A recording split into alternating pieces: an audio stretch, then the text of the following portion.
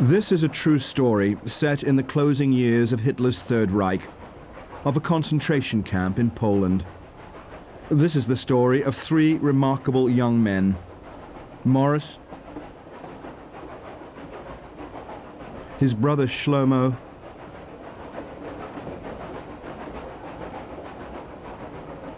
and their cousin Dario.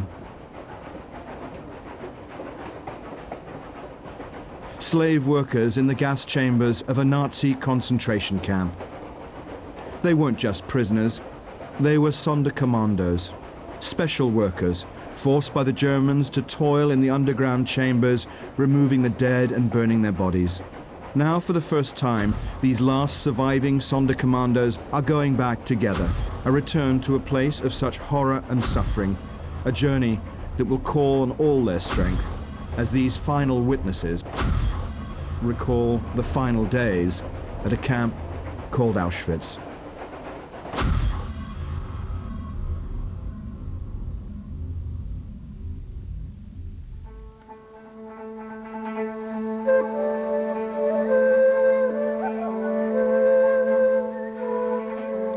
There comes a time in a life when the fears and the terrors buried in the past have to be faced again. For Morris Venezia, that time is drawing close. Morris will soon be going back to a death camp in Poland, after 54 years, returning to Auschwitz. He wasn't just a Jewish survivor, he was a Sonderkommando, a small cog in a machine constructed for the purpose of institutionalized mass murder.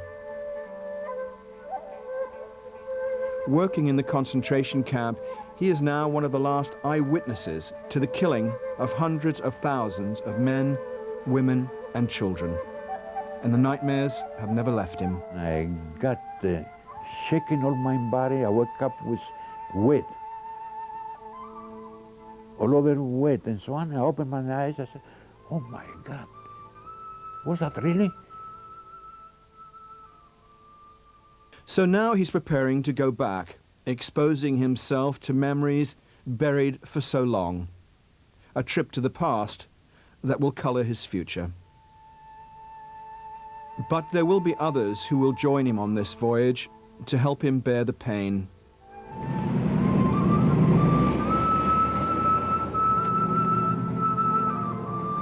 Halfway around the world in Los Angeles, Dario Gabay is also ready to leave for Auschwitz. He is Morris's cousin, another Sonderkommando. He worked alongside him in the gas chambers. I think Morris will find difficult, and he will have his own emotions, and nobody that goes there for after such a long time could not feel the emotions of coming back to a place where millions of people were dying. And there will be a third member of this remarkable family taking part in the return to the crematoria of Auschwitz. Morris's younger brother, Shlomo Venezia, made his home in Rome after the end of the war. He's been back to Auschwitz a dozen times. The youngest, and today the frailest of the three, he'll be the guide in a visit back to a place where there were no names, only numbers. I have this number, 182727, and my brother has 182728.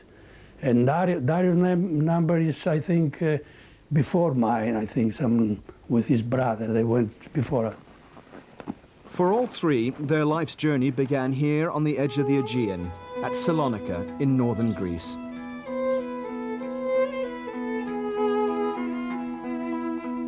This was once the Jerusalem of the Balkans. 70,000 Jews made their home here before the war.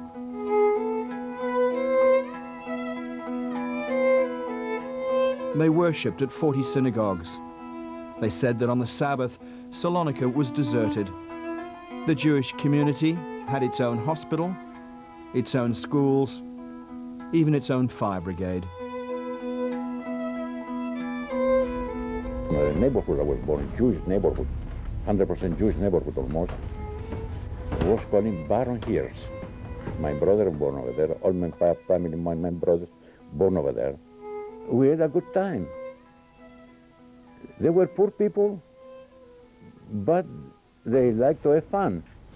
Wow. I remember those tramways, which across the street was the trains, and after that they made the ghetto, the Jewish ghetto, in that place. I was getting that tramway to go into Mizrahi to the Italian school. In the 30s, the noises from an emerging Germany, obsessed with its anti-Jewish propaganda, seemed almost an irrelevance in this Balkans backwater. But the war in Europe was about to sweep all that away. The Germans came in, and that street for the Baron Hirsch neighborhood was closed. Germany invaded Greece in April 1941. In Salonika's Freedom Square, all Jewish men were rounded up and beaten. And it wasn't long before the trains started heading north. The entire Jewish population was on the move. The only thing we knew is that the Germans were sending us for a hard labor, Germany or Poland. We didn't know nothing else, that they were killing in mass unprotected people, women, children, pregnant women.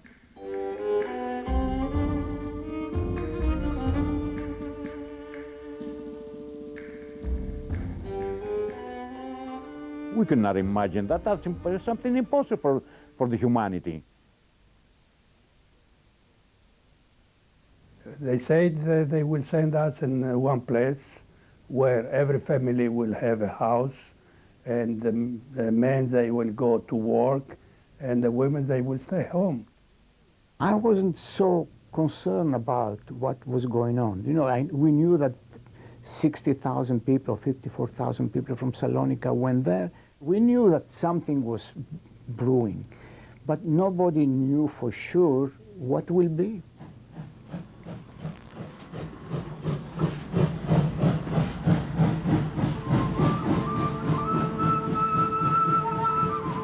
Shlomo was 18 when the transport delivered him and his family to Auschwitz in April 1944.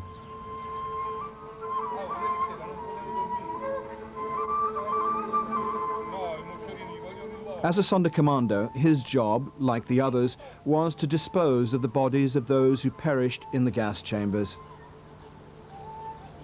feeding the crematorium with the Jews of Europe. My little sister, Marta and Marika, and my mother, when we arrived in Auschwitz, they selected to be gassed there and died in Auschwitz. Here is the family of my mother, the brother, the mother of my mother, my grandmother, my grandfather, and the two sisters here. They went all 1 year before me in Auschwitz, and they died in Auschwitz. Here is the biggest brother of my mother with his wife. They went selected in Auschwitz in '43. This is a little cousin at that time from my big uncle, and he arrives there. It's the only pictures I have. They took in '43 and sent to Auschwitz, and they died all in Auschwitz. Nobody's coming back in Greece. Dario Gabay is very much a product of Los Angeles. Back in the camps, he was the weakest of the three and depended on the others to get him through. It left him with a lifelong obsession with physical fitness. That's why I come to the gym, because I want to have a quality life. Quantity doesn't mean anymore anything. I could go and work and make money, but it's enough for me. I want to have the strength not to go to a hospital, and I don't want to be sick. When I'm sweating at the gym, everything goes away. I don't know where I am. I'm a different man altogether. It just brings me peace of mind and everything. I don't know what's happening. I don't know, my problems are over. In Greece, Morris is heading towards the airport. To going back now, I don't think it's going to be too tragic, because maybe the train rails, maybe they're still there, I don't know. Maybe Auschwitz building is still there. What can you find? The only thing is, I would like to go there to light a candle for my family. That's the most important to me. It will be very, very, very hard for him. I think he will come, now it's I think it's 78, 79. He will come back to 22, 23 years old. So it's very young. He was very, very young at that time. And I think it will be very, very hard for him seeing all the things, especially in Birkenau. The feelings, you don't tell the feelings to anyone but yourself. For me is what I read about Dante going to the Inferno. That's the way I'm going to go through these doors. No matter what, I will have that pain. We all three will be in the same boat at that point, you know.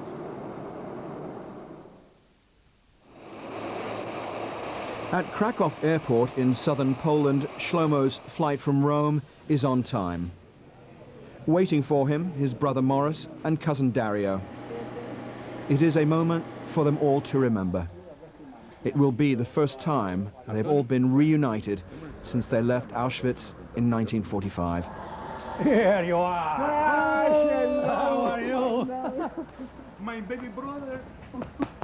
That's my baby, my baby brother. How are you? All fine? All fine.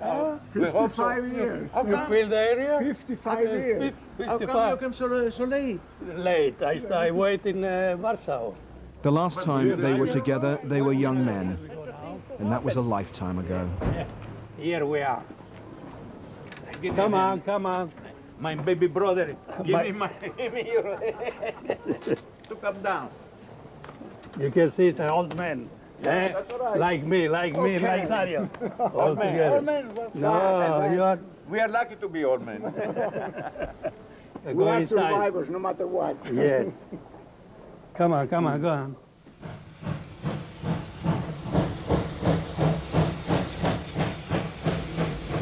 April 1944.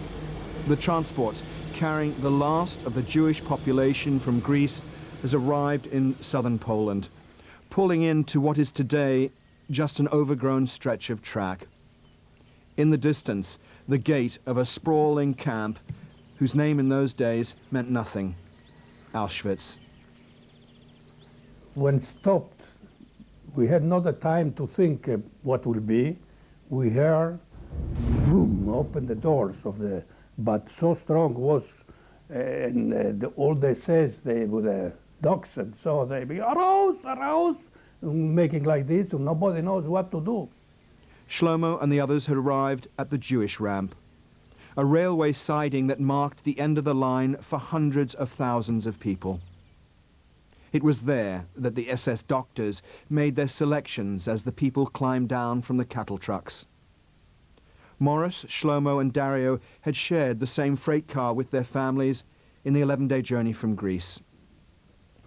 We were young, we can jump from there. It was high like this, 1.5 meters, something like this.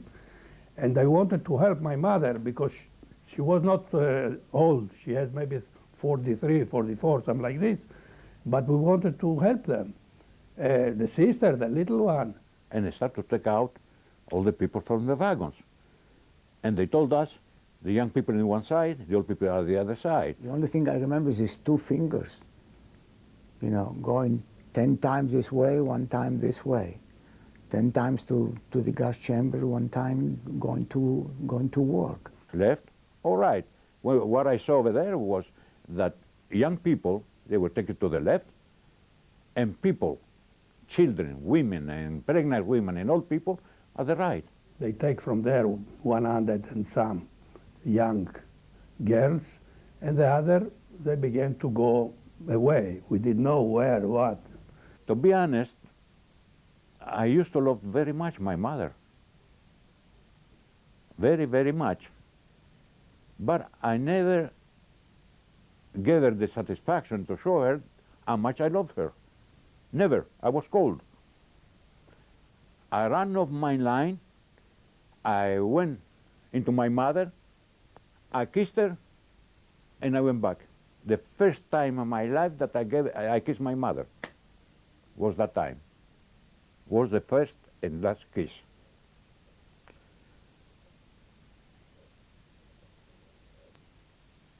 It was later that first night at Auschwitz that Morris and Shlomo discovered what had happened to their mother and sisters.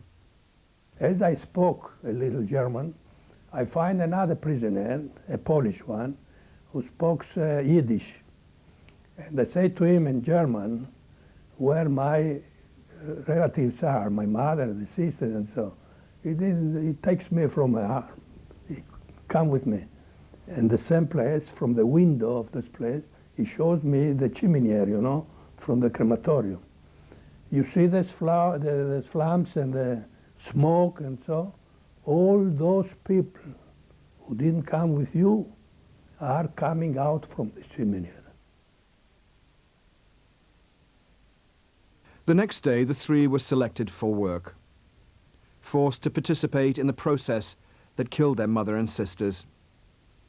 As Sonderkommandos, clearing the dead from the gas chambers and burning the bodies. These drawings were sketched by another Sonderkommando who recorded their daily duties. This is my first impression, you know. I see the people that they just saw them alive, you know, going there. I see all that transport, whatever, 1,500 or 2,000 people, with the kids, the mother, the kids in their arms, some black and blues from the gas, you know, dead. I say to myself, this is where my mind went blind. I says, how can I survive to such an environment? Unbelievable what we saw over there. About 5-6 feet of dead bodies, all women. In the meantime, they gave me a scissors to cut, and Morris was there too at that time. And I said to him, where is God? And this was where they started their day, in the cavernous underground changing rooms. As the trains arrived, up to 2,000 people at a time would shuffle in. It was the Sonderkommando's job to help them undress and lead them to the showers. These computer-generated graphics, never seen before, are built up from the original German architect's plans of the extermination facility. One day, the three of them recognized two of their cousins waiting to enter the gas chamber. And I was down in this undressing room, and I heard, Shlomo, Shlomo, and I was upset. One of them was a big merchant in Salonika, a tall man, maybe 6 something. And all of a sudden you see these two people, you know, coming there already nothing. And he begins to speak to me. He knows that crematorium is finished. And he says to me to go to the officer, to the SS, and to tell him maybe he can save my life, says to me. I told him, it's the same thing for you, for me, for them. Now are you, later I will be, or the German will be. Try. Okay. It was not far away, this Unterscharführer he has here, white, like under officer. And I spoke, I said in German. And I said to him, ich habe eine Cousine von meinem Vater, bitte, vielleicht kann man ihm helfen, vielleicht kann man ihm retten, das Leben, which is, maybe we can make something to live him alive, not to, he makes me like this. It's alles scheißegal. This is the 3 words he says to me.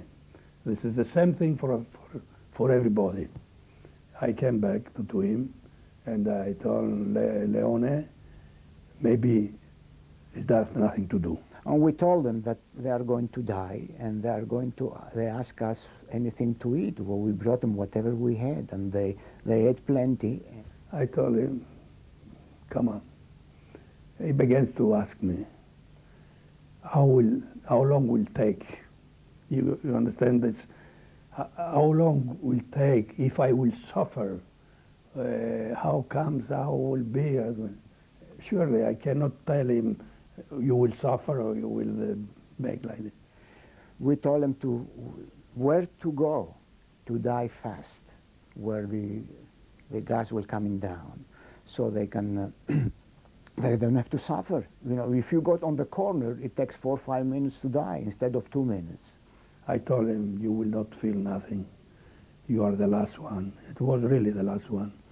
And was near the window, the door, and I didn't know how to say to him, bye or what. He's going inside, close the door. The German. They put him up with the elevator. We saw him dead. We put him in. We died. We put him in the oven. But what we did for him was we cleaned the oven for the rest of the ashes over there, and we got his ashes and Baruch and his ashes. We put him in a can, in a container, and we took him out in a place over there, and we bury him over there, and we read the Kaddish. I don't know how they're saying, it's a kind of a prayer for dead people. Back in their Krakow hotel, taking strength from each other, they are able to share these memories.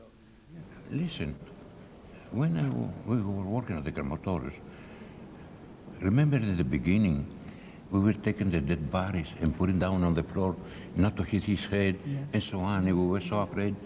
And then we became... From a different world, you know, we came from a different world, and little by little, you know, we became animals too. But the time for reflection is nearly over. Tomorrow morning, for the first time together, they will return to Auschwitz.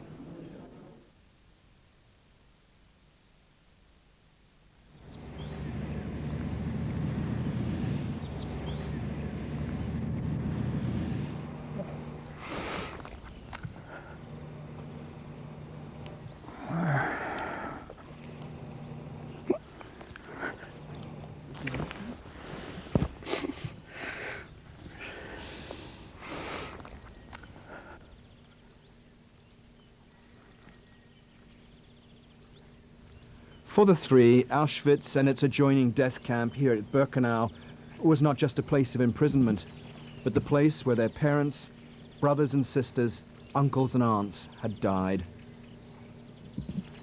So many had passed this way to perish in the gas chambers at the end of the line. We are all three of us. I can't believe the it. first time, my brother Morris and you, Dario. I can't believe it. Don't. You have now to think that we are alive, and so you don't believe. You can understand the other people; they cannot believe anymore. Okay, you have to be strong enough, and come on board. Come with me. Come. I am the youngster, and I don't think to be stronger than you, but you must be strong because. Otherwise, it's finished the life for us. The deeper they venture into this place, the more vivid the memories, the more powerful the emotions. My feeling was always when I came around here that it's like a virus, and it's dormant. And here, coming back from here, that virus, you know, gets up again, and the feeling is that I can't believe it, that really I'm alive, going through again, through these gates.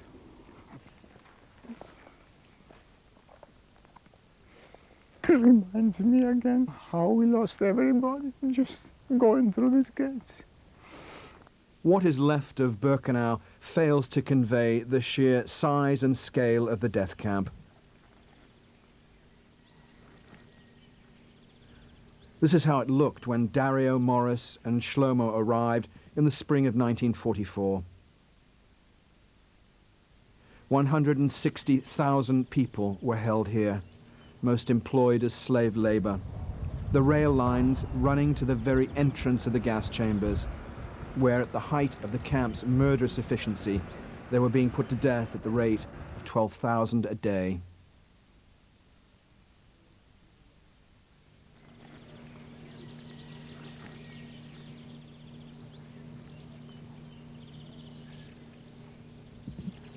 There is little left of the gas chambers and their crematoria. They were destroyed by the Germans in the closing months of the war.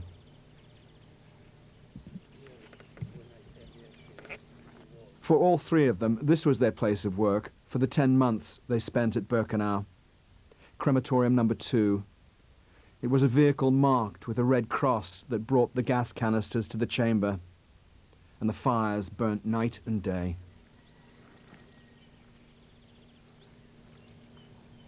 But Shlomo can still make sense of it all, walking down the steps where tens of thousands once passed into the underground dressing room. Last stop before the gas chamber. Then they come inside, the mothers help the kids to undress, and they put everything in the hangers with the numbers. And then you have, I remember the faces of those people. They didn't know where they are. They see something, they don't understand what's happened, what will be. The Germans, they said that this is the shower, to go to take a shower, and then everybody will come back and will find the number. They have to remember the number. You will find your addresses and something like that. And so, and then if the people, they have to do it rush, you know, and to go inside, which is the door was the entrance, not direct in the gas chamber, the showers, but a little, like a little room, which was on the left side, a door which enters to the, let me see, showers. That was the showers, but no water in the showers. And the women and the kids, they entered first of all. They wait under the shower, that the water is never come. And so they begin to see other people coming inside until was full. I mean, after the half, this gas camera, they begin to think about what has happened. The water is not coming. What shall we do here? Maybe something not correct, something like this. And they wanted to come from there, to come back here, but in the door were two SS men, and they beat the people to send it back. So in between there are coming more people from the undressing room, coming, and one pushed the other. So and then they begin to understand what was here. The other SS men outside, he closed the door, and all the people, all the transport were inside. And after, sometimes they wait 10 minutes, 15 minutes, it depends. He opens like this, the cement you see here. He opens, and we help him to open it, because alone he cannot do it. It was very heavy. We went to, sometimes I was also in this place, and he opens the box of the gas, and he push inside, and then we close again the little part of this place, and the SS man is going away. After 8 or 10 minutes, everybody was died inside.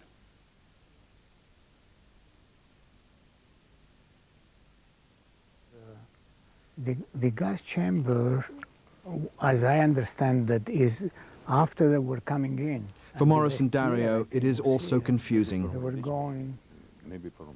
They're trying to make sense of the geography of the place, finding their way in a landscape they'd spent decades trying to forget. Anyhow, the railroad station was up to there. I never spoke, really. This is the first time I am speaking about. And one day, they brought also 3 little guys, maybe 2 months, 3 months, something like this. Babies? Babies alone, babies, without the mothers. Who brought them in? With the mother, they were with the mothers. They brought it Yeah, here as with, usual, with the truck, with the car. Yeah.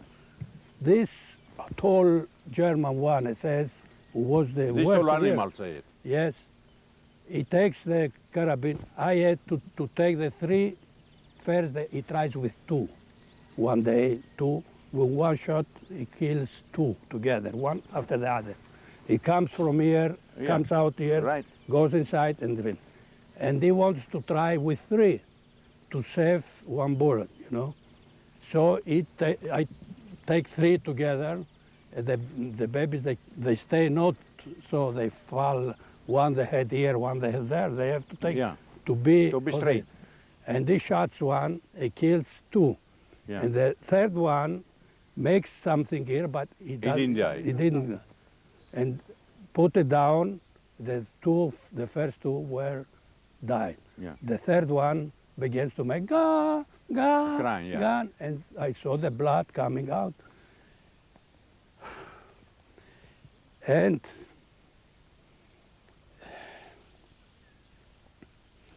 I told the German, in German I told him, warum schießen Sie nicht? Auch die Kleine soll fertig sein, soll sterben. It means to shoot to make finish, to die. To finish them. He says to me, I have not to... more bullets. No, I don't want to spend the bullet. To spend another bullet, and the twist come all blood from there, slowly, slowly. And he's going to die. I Jesus never, Christ. never. No. This is terrible. I never say these things. The memorial to those hundreds of thousands who died just a few feet from here is a stark, almost brutal pile of stone. All three want to remember their parents, their brothers and sisters who died by something more meaningful. And it is Shlomo who has held them together in this return to Auschwitz, who leads them in the Kaddish, the Jewish prayer for the dead.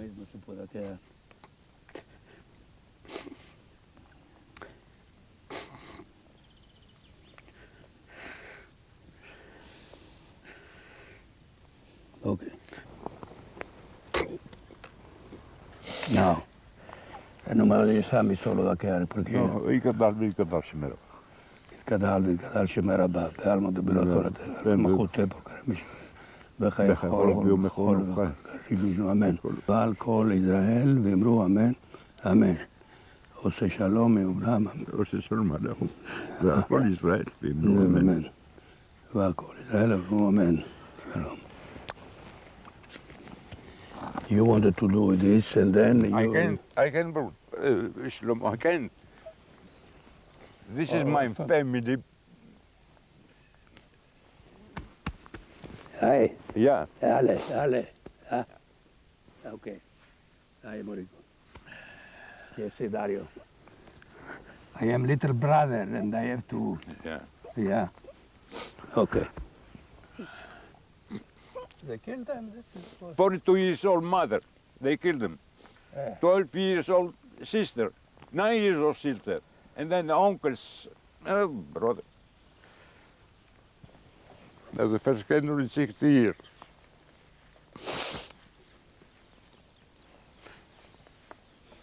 I put the candles for you too, for you and for me.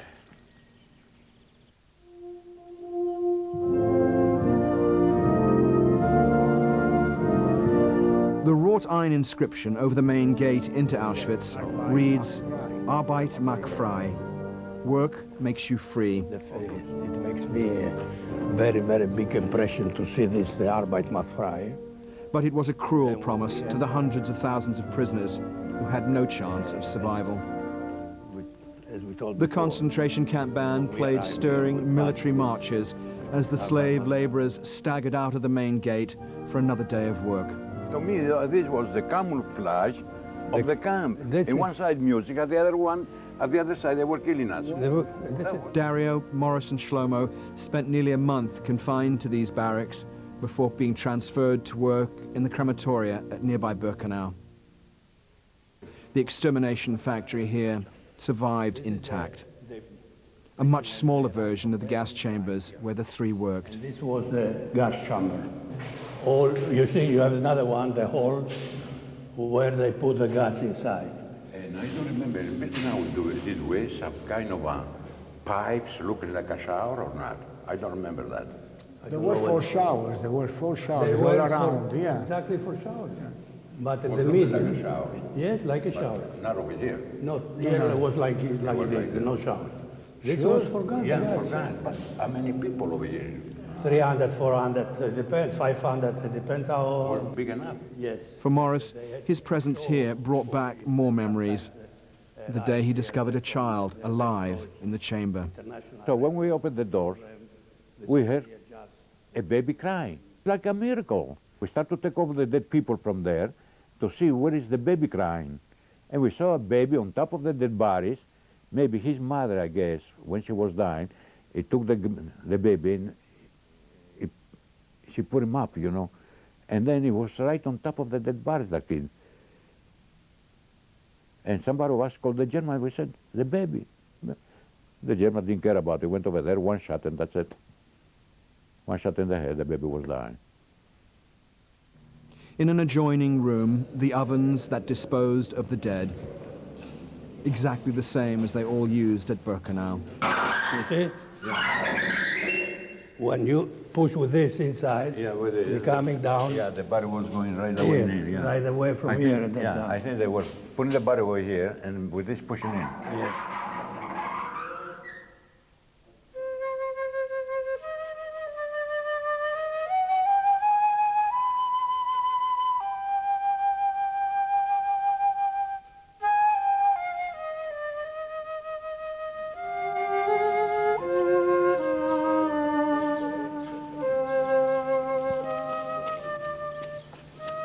The administration center of Auschwitz has now been turned into a museum.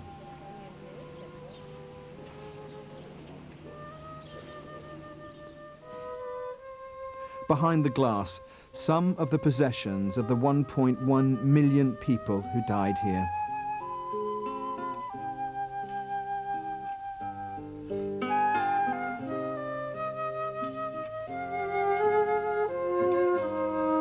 Hundreds of people visit Auschwitz every day.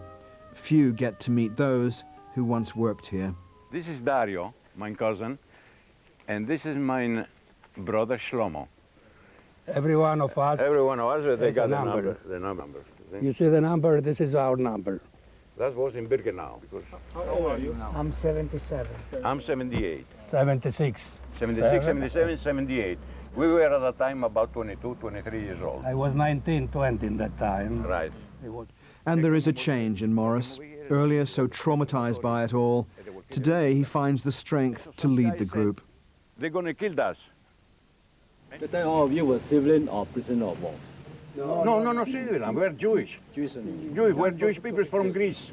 We're Jewish from Greece. They took us from Salonika and Athens and some islands too. In my old country, where I born, we were living in a Jewish community, 65,000 people. From the 65,000, they came back only 1.5%. The trip back to Auschwitz had changed them all. It was a reunion they had all feared, but one which they had survived with each other's help. But they have now to deal with uncomfortable questions. Looking back, did they feel a sense of shame for the work they were forced to carry out as Sonderkommandos? And seeing this mass of people coming in and out day after day, you know, and get butchered and gassed and going, and we were doing the work. How can you have a peace of mind? It's very, very tough. No matter our appearances are, you know, inside of us there's somebody else. By early 1945, with the Russians advancing on Auschwitz, the Germans cleared the camp of its 60,000 inmates. It was the start of a long death march towards the German border. Those too weak to keep up were shot where they lay in the snow. We're marching I remember was day and night, all night long, and there were people they couldn't walk. The army was behind us, and they were shooting them if you couldn't walk. So I walk and we walk, and was very, very cold. And I said to myself, "Oh, beautiful Athens, you know, with the sunshine." And could you imagine that I start sweating? That is, I think, the mind, and I couldn't believe it. Those who survived the march were loaded onto trains heading for Germany. On board the open-top freight cars, there was not enough room for all to shelter. Dressed in cotton clothes in sub-zero temperatures, those forced to stand would freeze to death before the night was over. And it was here that Morris discovered how Auschwitz had changed him. You want to hear something? What we did? We didn't care about, because it was your life, your death, my life. Over there we were about 4 or 5 Greek people sitting in a corner of the wagon with a kind of blanket on top of our heads because it was snowing, it was so cold. So there were so many people in one wagon. If you would get up, you could sit down anymore because you wouldn't find the place anymore. So much. I remember one guy who came over there, and he was a German, but a prisoner. And he had a sack on his shoulder. And he came over there. He wanted to sit. He couldn't stand no more up. He said, "I got some cigarettes if you let me sit down." I'm a smoker. I was given many times my bread to have a couple of cigarettes. "Where are them? Where are them?" I don't. He didn't give me not even a pack of cigarettes, 4 or 5 cigarettes. So I got up and he sit down. The cigarette was gone in 30 minutes. No, I want to sit down. Why should I? We got him by his head, you know. We suffocated them and then threw it out of the wagon. We killed him and threw him out of the train. Was a German anyway. Morris and Shlomo Venezia and Dario Gabai were finally liberated in April 1945 as the concentration camps in Germany were overrun by the Americans. It had been exactly a year since they'd been transported from Greece to the camps. Dario weighed less than 100 pounds when he was set free.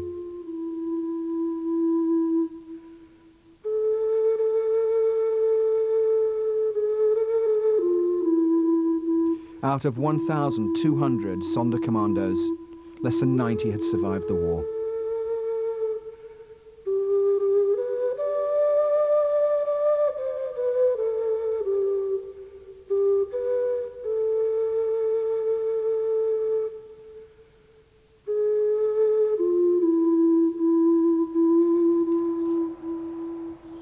Today, Morris spends most of his time at his home near Salonika in northern Greece.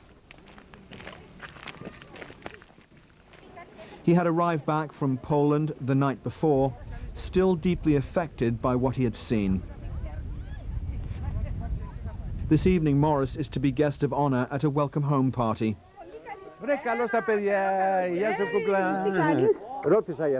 20 friends gather in his garden to toast his safe return, but his heart isn't in it. And as it turns out, this was not a visit he would ever repeat. No, I will never go back again. I will never go back again because it was a very bad experience. I won't go over there for $1 million anymore because it makes me feel so bad, and to bring back my memories from so many years ago. And the party goes on without him. Morris spends most of the evening alone with his thoughts. Shlomo came back to his apartment on the south side of Rome, more determined than ever to return to Auschwitz. I have to come back again. I live in Rome, as you know, and I see every day it's worse and worse because there are so many things written in the walls, Judenraus or something, swastik, I don't know what they said.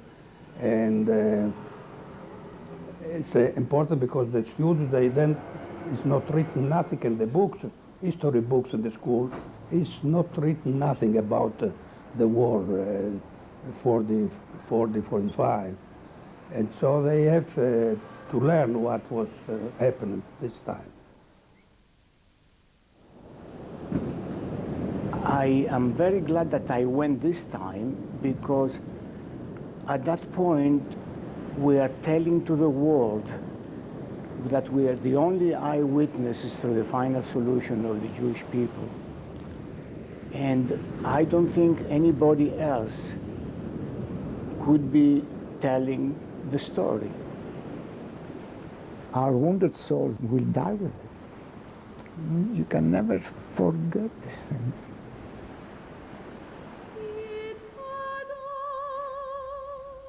Back in Poland, before they went their different ways, Dario, Morris and Shlomo had one last duty to perform, gathering on the banks of the Vistula River.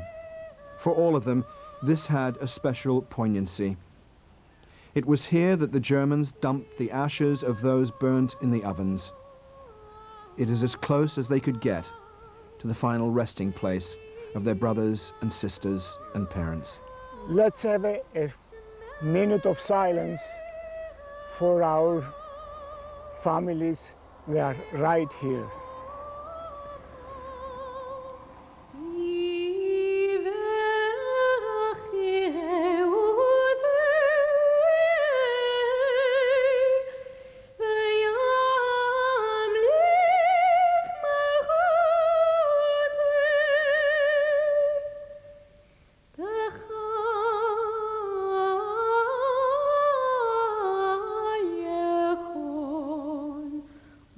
We are